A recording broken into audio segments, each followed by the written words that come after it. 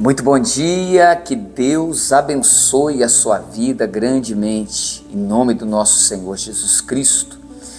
Eu sou o Bispo Cristiano e nós estamos aqui no nosso canal realizando de segunda a sexta uma leitura da Palavra de Deus. Estamos lendo o Evangelho de Lucas. Hoje, no capítulo 5, nós vamos do verso 27 ao verso 32, o chamado ali de Levi. E essa leitura certamente trará uma mensagem poderosa de Deus para você, para mim, para o nosso coração, tá bom? Bom, antes da nossa leitura, eu quero convidar você a se inscrever no nosso canal, se você ainda não é inscrito. Também a deixar ali o seu like, se ao final do vídeo você gostou do vídeo, deixe o seu like. E também deixe as suas mensagens aí, os seus comentários, que sempre são importantes para nós, tá bom? Bom, vamos então à nossa leitura, capítulo 5, verso 27. Passadas estas coisas, saindo, viu um publicano chamado Levi, assentado na coletoria, e disse-lhe: segue-me. Olha, que a única palavra que Jesus disse para esse coletor de imposto, que era Levi. Levi é Mateus, tá? É o que escreveu o primeiro evangelho, tá? Primeiro dos 4 evangelhos, Mateus é Levi. Levi era um cobrador de impostos, um publicano. O publicano era um cobrador de impostos, era como um político nos dias de hoje, vamos dizer assim. Ele não era bem visto pelo povo de Israel, principalmente pelos religiosos daquela época, porque ele trabalhava para o Império Romano, que era o que dominava o povo judeu naquela época. A fama deles não era muito boa, nós não sabemos muito bem no caso de Levi, mas nós conhecemos o caso de Zaqueu, que também era um publicano e corrupto, e haviam muitos que se corrompiam, cobravam além do que se devia. Enfim, a fama deles não era boa, mas veja que Jesus chama a Levi. Tá? Jesus disse para ele: segue-me, tá bom? Porque a diferença da gente, normalmente a gente não quer se relacionar com pessoas que possam manchar a nossa imagem, porque nós estamos tão preocupados com a nossa imagem, a gente não quer se relacionar ou que as pessoas vejam que estamos nos relacionando com pessoas que não são bem vistas pela sociedade. Porém, o Senhor Jesus não estava preocupado com a imagem que as pessoas tinham dele. Assim como nós não deveríamos também estar tão preocupado com a nossa imagem, tá? Nós temos que estar preocupados em refletir a imagem do Criador. E esse é o Criador, que chega para aquele que é mal visto pela sociedade, que ninguém acreditava que pudesse ter algo bom nele, e chama ele, e diz para ele: olha, segue-me. E o verso 28 diz: ele se levantou e, deixando tudo, o seguiu. Olha que interessante, ele ali na mesma hora, não foi preciso muita coisa, tá? Foi preciso, eu não sei o quanto Levi já conhecia do ministério do Senhor Jesus, mas só uma palavra foi suficiente para que ele se levantasse, deixasse tudo. E o que ele estava deixando ali, esse tudo ali, era um bom trabalho, era um trabalho até bem remunerado, tá? Mas ele deixou tudo por causa do seu chamado. E ele não só deixou tudo, tá? Mas nós vamos ver aqui o que ele fez. E a pergunta é, o que você, de repente, tem sido chamado por Jesus para deixar e ainda não deixou? Porque para seguir a Jesus é necessário deixar. Às vezes é uma amizade, às vezes é um relacionamento, às vezes é uma conduta errada. O que ainda você não deixou para seguir a Jesus? Quantas palavras você precisa ouvir para que você venha deixar o que tem que ser deixado, tá? Quantas coisas talvez ainda tem que acontecer na sua vida, às vezes até coisas ruins, para você entender que você precisa deixar, tá? Medite nisso. Vamos meditar nisso. Bom, vamos lá? Verso 29. Então lhe ofereceu Levi um grande banquete em sua casa, e numerosos publicanos e outros estavam com eles à mesa. Tá bom? Então ele reuniu ali todos aqueles que faziam parte do convívio dele, outros publicanos como ele era. Tá? Porque a primeira coisa que acontece quando alguém é salvo é que ele vai procurar aqueles que formam parte do seu vínculo de amizade, da família, para que esses também tenham a mesma experiência que ele teve com Deus. Isso é o que acontece, é o que naturalmente acontece.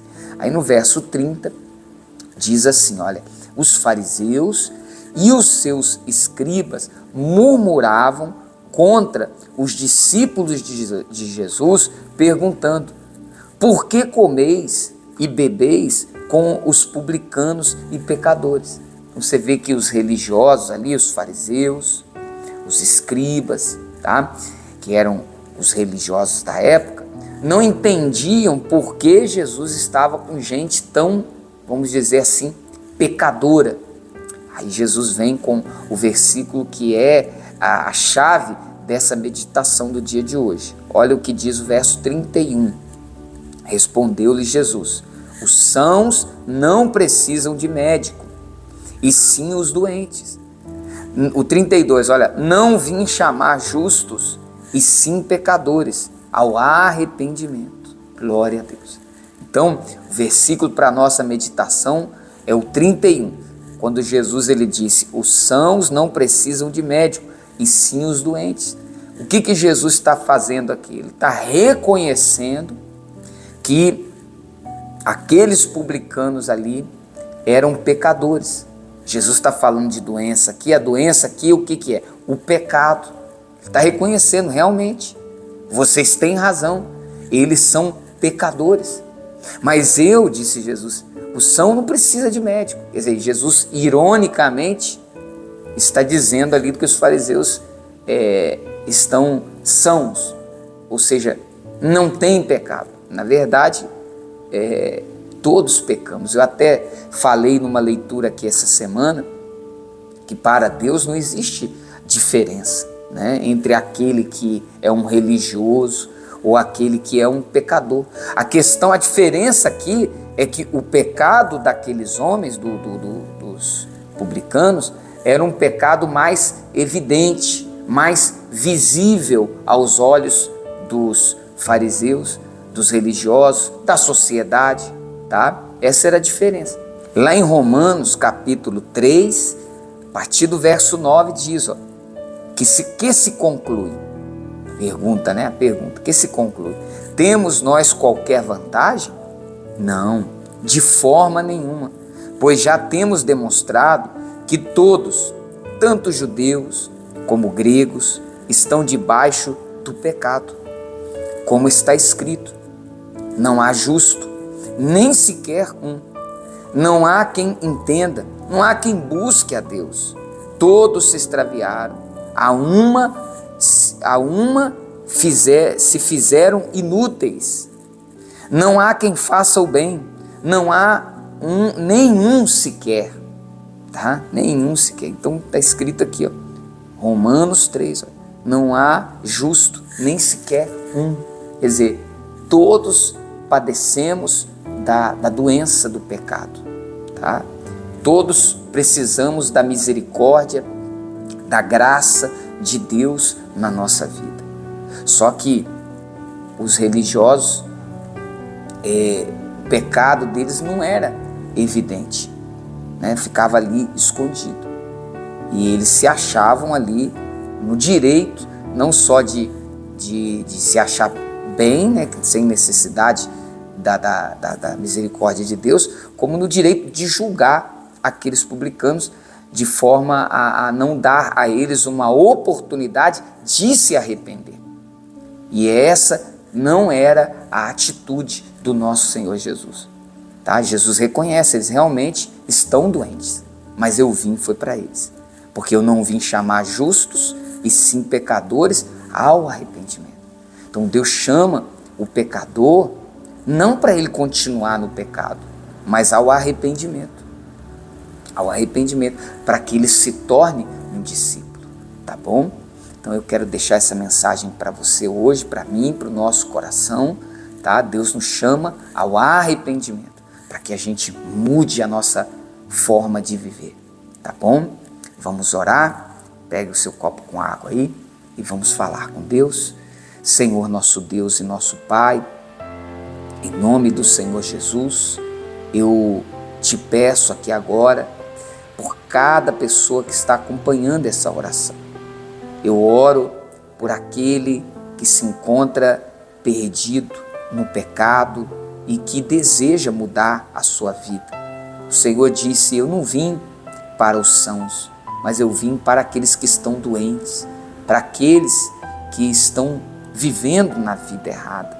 E eu sei, meu Pai, que o Senhor tem poder para restaurar, para curar a alma, para curar o corpo, para curar essa pessoa, não só das feridas, né, físicas, mas as feridas da alma. Há aqueles que estão, meu Deus, com uma ofensa no coração, aqueles que foram ofendidos pelos próprios familiares, pelas próprias pessoas a quem ela ama e ela foi rejeitada. Talvez ela está magoada, ressentida no seu coração.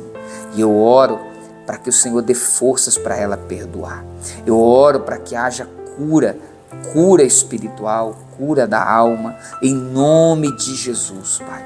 Ó Deus, eu oro para que o Senhor nos dê o teu perdão. Perdoa-nos, lava-nos, limpa o nosso coração.